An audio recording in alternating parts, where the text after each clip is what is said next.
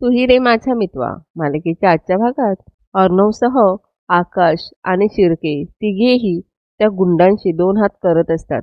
मंजुळा गाडीतून म्हणत असते, अर्णव दादा आत या, तुम्ही मारामारी करू नका. मंजुळा ओरडून ओरडून अर्णवला म्हणत असते, अर्णव दादा प्लीज आत या. एवढ्यातच एक गुंड मंजुळाला येऊन पकडतो आणि म्हणतो, ए चल बाहेर ये चल. असं म्हणत मंजुळाला बाहेर खेचतो. तो गुंड म्हणत असतो, ए चल मागे हो चल, नाहीतर हिला इथेच ठोकेन. त्या गुंडाने मंजुळाच्या डोक्यावर बंदूक ताणलेली असते. अर्णव म्हणत असतो, गन खाली ठेव, लागेल तिला. परंतु ते गुंड सर्वांना बाजूला करत मंजुळाला तेथून घेऊन जातात. अर्णव लगेच पोलीस स्टेशनला येतो आणि इन्स्पेक्टरला म्हणत असतो, भर रस्त्यात एक मुलगी किडनॅप होते. परंतु इन्स्पेक्टरचं म्हणणं असतं की आमची स्पेशल टीम काम करते याच्यावर. अर्णव आणि आकाश दोघेही खूपच चिडलेले असतात. आकाश म्हणतो, 15-20 दिवसांपूर्वी झालेल्या स्पर्धेचा फुटेज नाही तुम्ही रिकवर करू शकत. इन्स्पेक्टर म्हणतात, तिकडचे रिक्रुटमेंट जळले आहेत, त्याच्यामुळे हा टेक्निकल इश्यू झालाय. आमची टीम चौकशी करते, लवकरच आम्ही शोधून काढू. अर्णव म्हणतो, हे बघा ते सगळं नंतर करा, परंतु आधी त्या मंजुळाला शोधून काढा. त्याला ज्याने किडनॅप केलंय त्याला शोधून काढा. आकाश खूपच चिडलेला असतो. आकाश म्हणत असतो, माझ्या काकांची डेथ झाली आहे, मर्डर झालाय त्यांचा. त्याची सोलो आय विटनेस किडनॅप झाली आहे. याचा इम्पॉर्टन्स कळतोय का तुम्हाला? सिरियसनेस कळतोय का? यावर इन्स्पेक्टर म्हणतात, साहेब आम्हाला त्याचा इम्पॉर्टन्स कळतोय, प्लीज डोंट पॅनिक. इन्स्पेक्टर शिर्केंना म्हणतात, शिर्के साहेब प्लीज तुम्ही आता यांना इथून घेऊन जा आणि काही इन्फॉर्मेशन असेल ना तर आम्ही कळवतो तुम्हाला. शिर्के अर्णवला म्हणतात, अर्णव सर प्लीज, काही असेल तर मी फॉलोअप घेतो यांचा. त्यानंतर शिर्के त्या दोघांनाही तेथून घेऊन जातात. अर्णव आकाश मंजुळाच्या घरी येतात. मंजुळाचे वडील खूपच रडत असतात. मंजुळाचे वडील म्हणत असतात, साहेब तिला सोडवा प्लीज, या जगात माझं तिच्याशिवाय दुसरं कुणीही नाही आहे. मंजुळाचे वडील म्हणत असतात, मी पाया पडतो तुमच्या, प्लीज तुम्ही माझ्या मुलीला सोडवा. अर्णव म्हणतो, हे बघा काका असं तुम्ही काही करू नका. असं म्हणत अर्णव त्यांना खाली बसवतो. मंजुळाचे बाबा म्हणतात, माझी लेक तुमच्यासाठी रोज देवापुढे दिवाबत्ती करायची. खूप प्रेम होतं हो तिचं तुम्हा दोघांवरती. सुरुवातीपासून ही स्पर्धा ती बघत होती आणि म्हणूनच तुम्हाला तिकडे ती भेटायला आली होती. आणि हे सगळं काय होऊन बसलं साहेब? आकाश म्हणतो, काका प्लीज तुम्ही टेन्शन घेऊ नका, आम्ही शोधू तिला. मंजुळाचे बाबा म्हणतात, साहेब तुम्ही ना फार मोठी माणसं आहात हो, तुम्ही काहीही करू शकता. मी पाया पडतो तुमच्या पुढे, प्लीज माझ्या पोरीला शोधून आणा. अर्णव म्हणतो, प्लीज काका हे बघा तुम्ही जरा शांत व्हा. मी तुम्हाला प्रॉमिस करतो मंजुळाला काहीही होणार नाही. ती जिथे कुठे असेल मी तिला आणेन तुमच्यासमोर सुखरूप. प्रॉमिस करतो मी तुम्हाला. प्लीज तुम्ही शांत व्हा. त्यानंतर अर्णव शिर्केंना मंजुळाच्या वडिलांची काळजी घ्यायला सांगतो आणि तेथून निघून जातो. बाहेर आल्यानंतर अर्णव आकाशला म्हणतो, आकाश आपल्या माणसांना सांगून मंजुळाच्या कारचं लोकेशन ट्रेस करा. मंजुळा किडनॅप झाली ही गोष्ट अर्णव घरी येऊन सांगतो. घरी सगळ्यांनाच खूप टेन्शन येतं. पोलीस स्टेशनला जात असतानाचा घडलेला सर्व प्रकार आकाश घरातल्या सगळ्यांना सांगत असतो. आजी म्हणते, परमेश्वरा ती मुलगी जिथे कुठे असेल तिथे सुखरूप असू देत. बिचारी तुम्हाला मदत करायला गेली आणि स्वतः संकटात सापडली.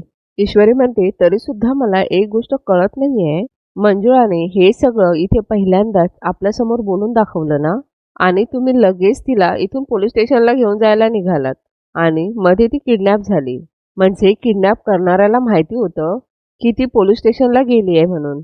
पण इतक्या कमी वेळात ही गोष्ट बाहेरच्या माणसापर्यंत कशी काय पोचली? सगळेजण विचार करू लागतात. वल्लरी म्हणत असते, अरे देवा, या आगाऊ ईश्वरीचं डोकं जरा जास्तच चालतं. फोन करून त्या मंजुळाला वेळेआधीच सावरलं म्हणून बरं, पण या ईश्वरीचं काय करू मी? अंजली म्हणते, ईश्वरी बाहेरच्या माणसाला कसं काय कळलं मंजुळाबद्दल? नम्रता म्हणते, हो पण घरातल्या कोणी सांगण्याचा प्रश्नच येत नाही. मामी मनातच म्हणते, अरे वा, माझ्या बिंडोक सुनेने वेळेवर काय छान डोकं चालवलंय, मस्त. वल्लरी म्हणते, बरोबर बोलतेस नम्रता, हुशार आहेस तू. ईश्वरी म्हणते, नाही तरीही हे सगळं मला खटकतंय. वल्लरी म्हणते, म्हणजे तुला नेमकं काय म्हणायचंय की घरच्यांपैकी कोणीतरी सांगितलं का? हे बघ, सर्वांच्या मनात उगाच काहीतरी पेरायचा प्रयत्न करू नकोस प्लीज. मामा म्हणतो, वल्लरी काय बोलतेस तू? तू नको विचार करू, ती करते ना विचार. यावर वल्लरी म्हणते, एक मिनिट, ती जो विचार करते तो चुकीच्या डायरेक्शनमध्ये जातोय. तिचं काय म्हणणं आहे? घरच्यांपैकी कोणीतरी सांगितलं का? घरच्यांनी म्हणजे आपण? आपण बातमी लीक केली का? ईश्वरी म्हणते, "एक मिनिट मामी, माझ्या म्हणण्याचा अर्थ असा नव्हता." ही गोष्ट बाहेरच्या माणसापर्यंत पोचली म्हणजे बाहेरच्या कुणाची तरी आपल्या घरावर बारीक नजर आहे एवढंच वाटतं मला. दुसरीकडे वल्लरी गार्डनमध्ये आलेली असते. वल्लरी रमाकांतचा फोन घेऊन आलेली असते आणि म्हणत असते, "रमाकांतच्या या फोनमध्ये माझ्या विरोधातले सगळे पुरावे आहेत. या फोनची विल्हेवाट लावायलाच लागणार आहे. काय करू?" असं म्हणत वल्लरी त्या फोनवर जोरजोराने काठीने मारते. दुसरीकडे ईश्वरी वल्लरीच्या रूममध्ये गेलेली असते. ईश्वरी वल्लरीसाठी हळदीचं दूध घेऊन गेलेली असते. वल्लरीचा फोन वाजत असतो. दुसरीकडे अर्णवने शिर्केंना फोन केलेला असतो. अर्णव म्हणत असतो, "शिर्के, मंजुळाची काही अपडेट मिळाली का?" शिर्के म्हणतात, "गाडी ज्या दिशेने गेली ना त्या दिशेचं थोडं लोकेशन ट्रॅक झालंय, परंतु गाडी कोणत्या दिशेने गेली ना ते कळतच नाहीये." अर्णव म्हणत असतो, "शिर्के, मंजुळाच्या वडिलांना मी प्रॉमिस केलंय, काहीही करून मंजुळा सापडली पाहिजे. कळतंय का तुम्हाला?" शिर्के म्हणतात, "हो सर." त्यानंतर अर्णव मंजुळाच्या बाबांची काळजी घ्यायला सुद्धा सांगतो. शिर्के म्हणतात, "हो सर, मी आता तिथूनच निघालोय. आपला स्टाफ तिकडे आहे." उदयकांत इकडे वल्लरीला फोन लावत असतो. उदयकांत म्हणत असतो, "फोन उचल वल्लरी, फोन उचल." जेव्हा महत्वाचं बोलायचं असतं तेव्हाच नेमकी गायब होते ही. उदयकांत जोरजोराने, "फोन उचल वल्लरी, फोन उचल," असं म्हणत असतो. ईश्वरी मामीचा फोन घेऊन बाहेर येते. वल्लरी रमाकांतचा फोन गार्डनमध्ये पुरून टाकते. फोन पुरत असतानाच वल्लरीच्या हाताला काहीतरी लागतं आणि तिची बांगडी फुटते.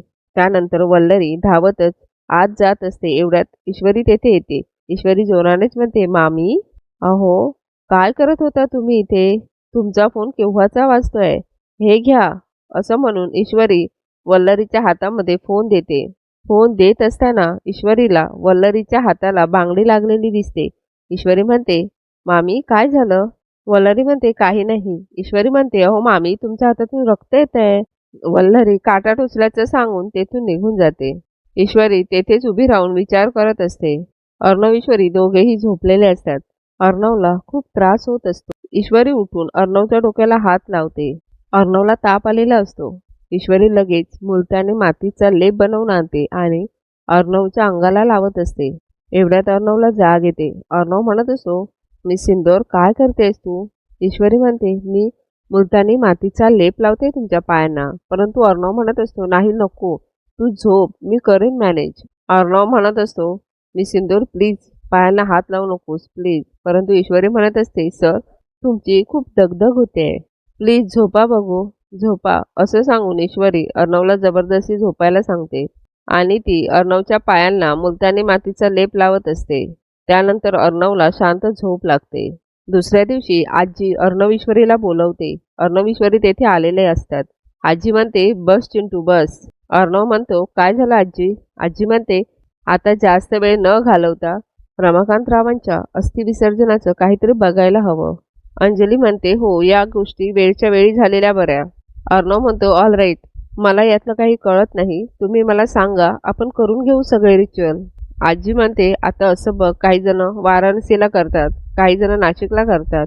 माझ्याकडे नाशिकच्या एका गुरुजींचा पत्ता आहे." अर्णव म्हणतो, "चालेल, नो प्रॉब्लेम."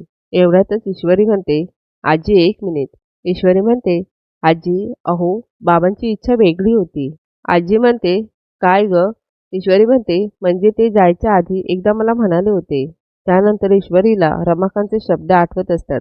रमाकांत म्हणत असतो, "ईश्वरी, माझी एक शेवटची इच्छा आहे बघ. मी गेल्यानंतर माझ्या अस्थींचं विसर्जन कुठल्या नदीत, गंगेत, समुद्रात, कुठल्या जलप्रवाहात करू नका. ते आपल्याच घरातल्या अंगणातल्या झाडांना अर्पित करा. तेवढाच माझा उपयोग होईल त्यांच्या वाढीसाठी आणि मलाही इथेच थांबता येईल. तुमच्या सगळ्यांच्या सानिध्यात आयुष्यभर घरापासून दूर पळत राहिलो आणि आता तुम्ही सगळे इथे भेटलात ना, तर हे घर सोडून जायची इच्छा होत नाहीये ग. माझी ही एवढी शेवटची इच्छा पूर्ण कर हां." पुढे ईश्वरी म्हणते, "ते गेल्यानंतर त्यांचं अस्थिविसर्जन कुठल्याही गंगेत, नदीत किंवा जलप्रवाहात करू नका. आपल्या अंगणातल्या झाडांमध्येच करा." म्हणजे कुटुंबाला त्यांनी अंतर दिलं ही खंत त्यांच्या मनातून जात नव्हती. त्यांचं म्हणणं होतं, गेल्यानंतर ते कमीत कमी त्यांच्या कुटुंबाबरोबर राहतील, त्यांच्या चिंटू आणि अंजली बरोबर राहतील, असं त्यांनी वचन घेतलं होतं माझ्याकडून. हे ऐकून आजीला खूप वाईट वाटतं. आजी रडू लागते. ईश्वरी आजीला धीर देत असते. आजी म्हणते, सोन्यासारख्या संसारातनं माझी सात्विका गेली आणि आता जावयाचं अस्थिविसर्जन बघायचं नशिबात आलंय माझ्या. मामा म्हणत असतो, आई अगं सांभाळ स्वतःला. आजी खूप रडत असते. अंजली आणि ईश्वरी दोघीही आजीला सावरत असतात. त्यानंतर अर्णव ईश्वरी रमाकांतच्या अस्थी हातामध्ये घेऊन आलेले असतात. अर्णव म्हणत असतो, बाबांच्या शेवटच्या इच्छेप्रमाणे त्यांच्या अस्थी आपल्या गार्डनमध्ये विसर्जित करूया. त्यानंतर अर्णव ईश्वरी अस्थी विसर्जित करायला जातात. अर्णव ईश्वरी गार्डनमध्ये येतात. ईश्वरी अर्णवला म्हणते, सर हा कलश आता इथे मातीत पुरून टाका आणि मनातल्या मनात बाबांना सांगा तुम्ही त्यांना माफ करून टाकलत. अर्णवला सुद्धा खूप वाईट वाटत असतं. अर्णव अस्थींचा कलश बाजूला ठेवतो आणि गार्डनमधली माती उकरायला सुरुवात करतो. माती उकरत असताना अचानकच ईश्वरीला तेथे काहीतरी दिसतं. ईश्वरी अर्णवला म्हणते, सर थांबा. ईश्वरी म्हणत असते, सर तेथे काय आहे? अर्णवला मामीने पुरलेला तो मोबाईल मिळतो. अर्णव आपल्या हातामध्ये तो मोबाईल घेतो आणि ईश्वरीला दाखवतो.